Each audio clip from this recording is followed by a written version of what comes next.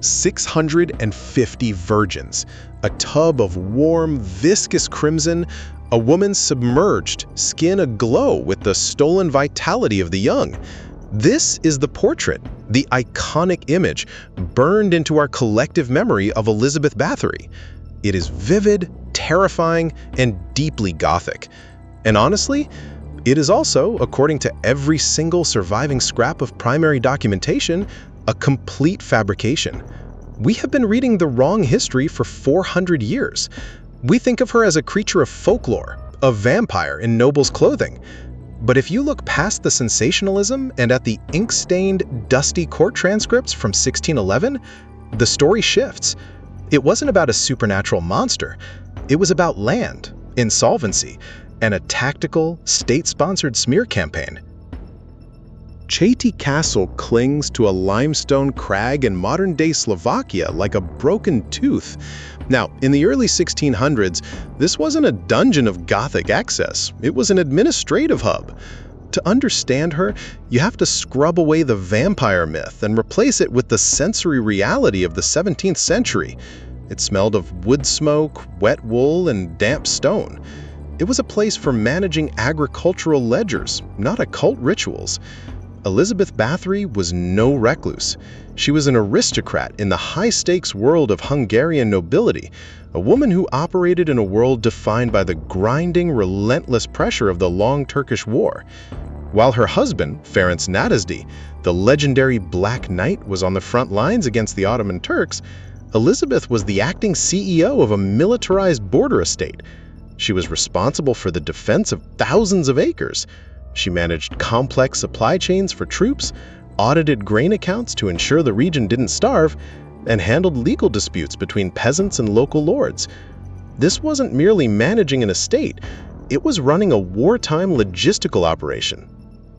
The economic reality of the Long Turkish War was brutal. The Ottoman Empire was an existential, encroaching threat, and the Habsburg crown was functionally bankrupt. The war effort demanded consistent, massive flows of cash and grain. The Nadasdy estate, bordering Ottoman-controlled lands, was the primary breadbasket and supply depot for the frontier garrisons. Elizabeth didn't just own land, she managed the vital infrastructure that kept the military alive. Every bushel of wheat, every head of cattle was accounted for in rigid, bureaucratic ledgers. When she failed to deliver, she faced the direct wrath of the royal treasury. She was multilingual, literate, and possessed a mind for operational efficiency that rivaled the best administrators in the region. She was also plagued by what her contemporaries called fire in the brain, a term likely covering what we now understand as severe chronic migraines or focal epilepsy. In an age before modern neurology, these neurological episodes were easily interpreted as fits of madness, providing a convenient label for a woman who held too much authority.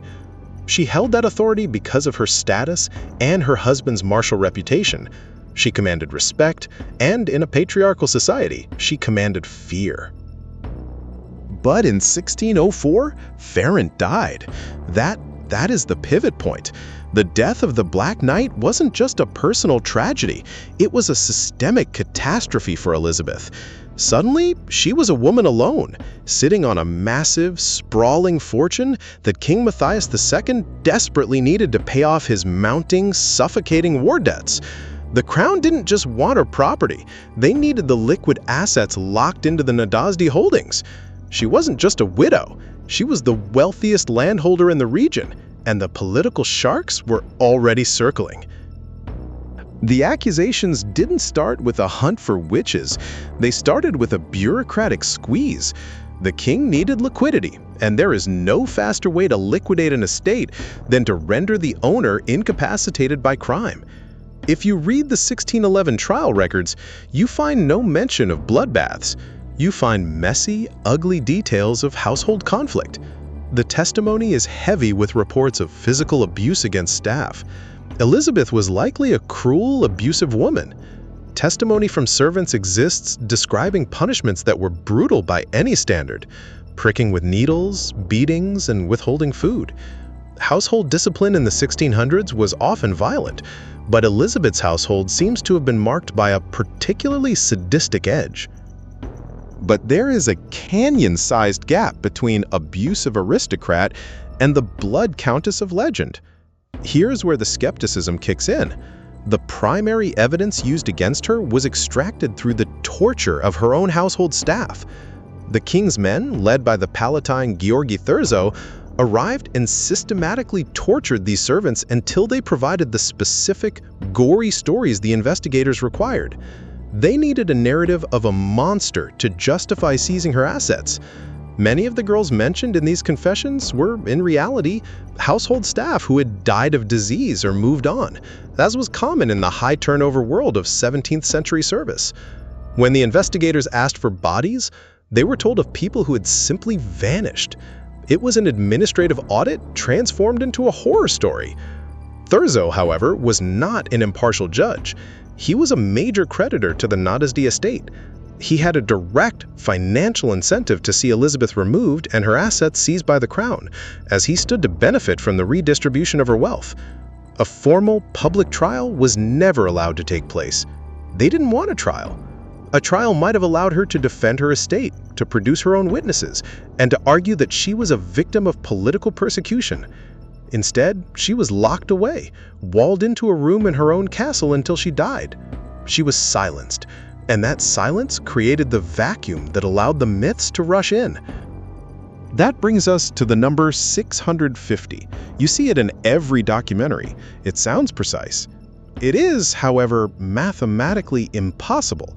If she had been killing one person every 2 weeks, without fail, for 25 years, she would have needed that volume of victims. Think about the logistics of that for a second. How do you hide a body every fortnight in a castle filled with staff, guests, and auditors? The sensory reality of the 17th century, the lack of modern sanitation, the constant movement of chambermaids, cooks, and guards, means that such a scale of hidden violence would have been impossible to conceal without the entire household acting as accomplices. If you tried to bury 650 people on the grounds, the smell alone would have alerted the neighbors within a month. No. That 650 figure didn't even appear until a century later, penned by a Jesuit priest named Laszlo Tarazzi. He needed a cautionary tale for his history of Hungary. He didn't need forensic accuracy. He needed a monster. We have been reciting his propaganda as fact for 300 years. We are projecting our own need for monsters onto her, because it is easier to believe in a vampire than it is to believe in the banality of corruption. The real horror isn't the vampire myth. It's the system that created it. A king needed money. A Palatine needed to seize property. A woman was inconveniently powerful, so they manufactured a narrative of depravity to strip her of her rights, her land, and eventually her life, all without a single day in a fair court. She has no marked grave. Her name is synonymous with evil. But when you look at the cynicism behind the 1611 investigation, the calculated way her assets were liquidated, does the truth make her story even more terrifying? You are a Hungarian nobleman in the early 1600s. You have emptied your coffers, liquidated half your grain stores, and sent your teenage daughter on a 3-day carriage ride to the Nadezhdy estate. You aren't just paying tuition, you are paying for a pedigree.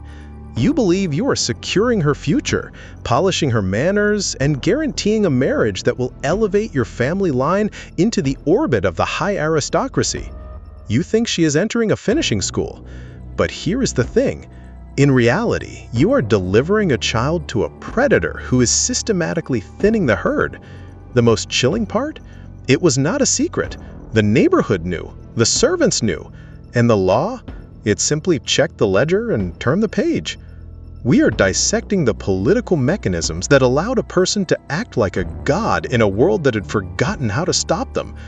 How did a finishing school turn into a slaughterhouse, and why did the entire establishment choose to look away?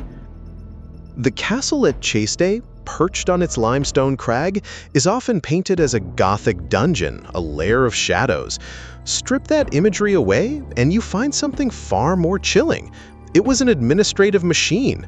This was not a hidden den. It was the command center of a militarized, high-stakes frontier estate. Think of it as a corporate headquarters in the 17th century.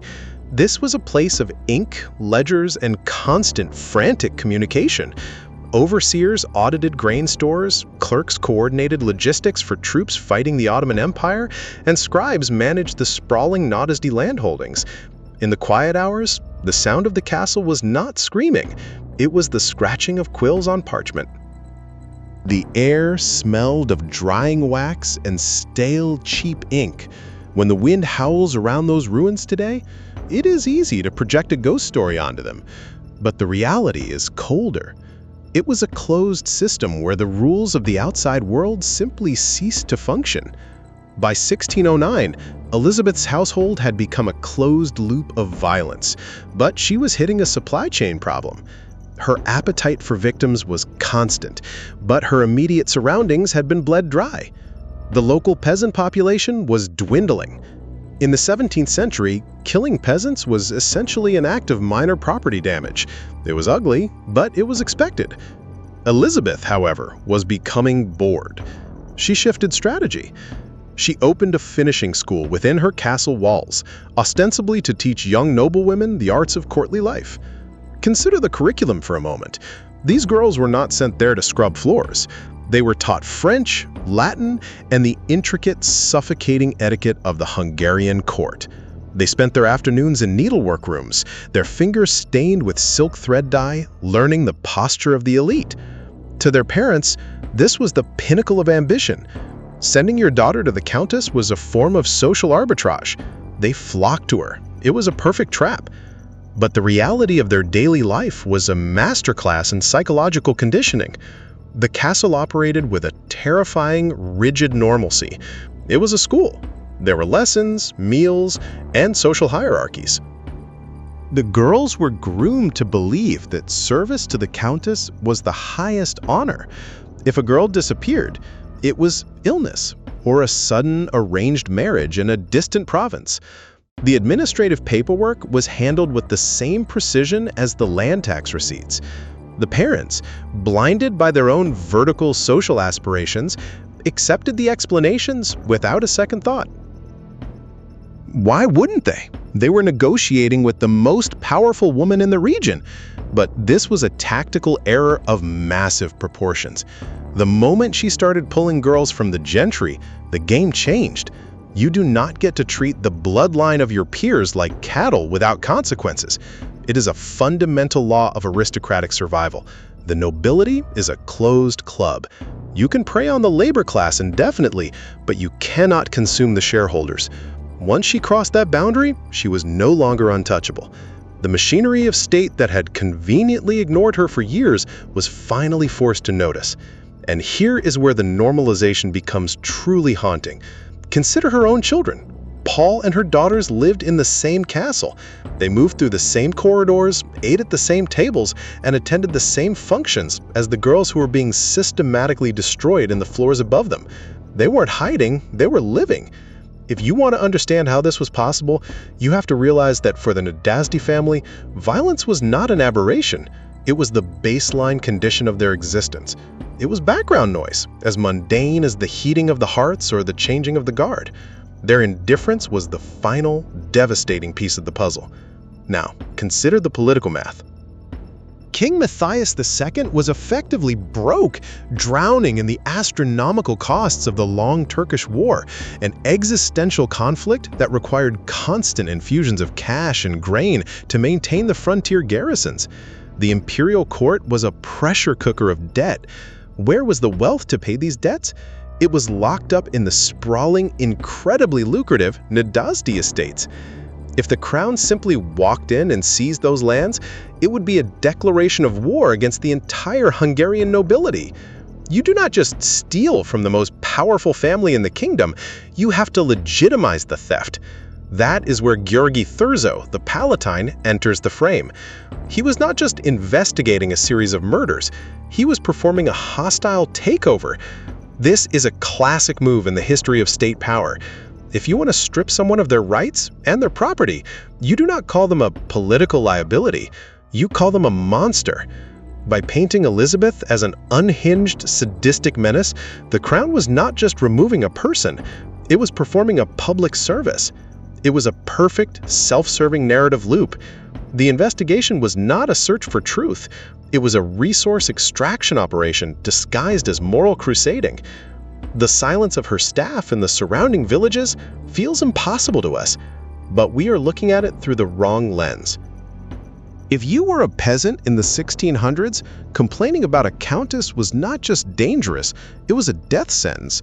There was no safety net, no authority to appeal to. Their silence was a desperate, hard-learned survival strategy. Then the trial. It was not a search for truth, it was a search for a story. Thurzo's men did not bring witnesses into a courtroom, they brought them into the belly of the castle to be broken. You have a room full of terrified household staff and investigators who hold the power of life and death over them. The stone walls were damp, the air thick with the smell of unwashed bodies and fear. Thurzo's legal team wasn't interested in a fair hearing. They were conducting a clearance sale of potential liabilities. The depositions were carefully curated. They needed to establish a narrative of satanic perversion because that type of villainy is uniquely easy to condemn. They interrogated the maids, the torturers, the enablers, and the fixers. They used the rack and the boot to ensure the testimony hit the exact legal requirements for a seizure of property. The servants were tortured until they confessed to the specific, gory details Thurzo needed. They were the ones who were actually executed, burned at the stake, serving as sacrificial lambs to finalize the narrative. The nobility could act publicly shocked by the revelations, all while safely moving in to confiscate Elizabeth's massive estates. They did not just need Elizabeth removed, they needed the image of Elizabeth as a monster to ensure no one would ever question why her wealth was being redistributed. The person who ordered the violence, the one in charge, simply vanished into a room in her own home, never to stand trial. After she was silenced, the vacuum was filled by the convenience of a fairy tale. The story we know, the one with the tubs of blood, did not surface in any serious way until a century after her death. It was the invention of a Jesuit priest named Laszlo Tarozzi. He was not aiming for a forensic reconstruction. He was aiming for a moral lesson, a blood countess to serve as a convenient boogeyman. We want Elizabeth Bathory to be a supernatural villain because it is comforting. If she is a vampire, she is an anomaly. But the reality is far more dangerous. The records suggest she was a product of a system that allowed someone with her resources to act with total impunity. She was not a monster of nature. She was an unchecked aristocrat in a power vacuum. We prefer the vampire story because it hides the machinery of the corruption that allowed her to thrive. We built a monster myth to hide the fact that the system did not just ignore her, it enabled her. The tower was bricked up, the ledgers were rewritten, and her name became a ghost story to keep children quiet at night. So, I have to ask, do we keep the myth of the vampire alive because we need a monster, or because the alternative is more frightening? If we stripped away all the folklore, would we even recognize the face of the real perpetrator? When you remove the myth of absolute power, you are not left with a vampire. You are left with an empty room, a ledger of vanished names, and a system that finally, coldly, got exactly what it wanted. The legend of Elizabeth Bathory is a ghost story, right? We are told she bathed in the blood of young women just to hold on to her youth. It is a perfect, terrifying Gothic narrative. But the court records of 1611, they tell a completely different story, one that is totally devoid of vampires and curses. It is a story of a ledger. It is about a bankrupt king, a Palatine in desperate need of liquidity, and the cold, unyielding reality of aristocratic immunity. If a serial killer is butchering scores of people in their own home, why does the state turn a blind eye for years? And why, when the law finally arrives, is there no public trial, no execution, just a quiet, controlled retirement? The truth is not supernatural. It is bureaucratic. And honestly, it is far more dangerous.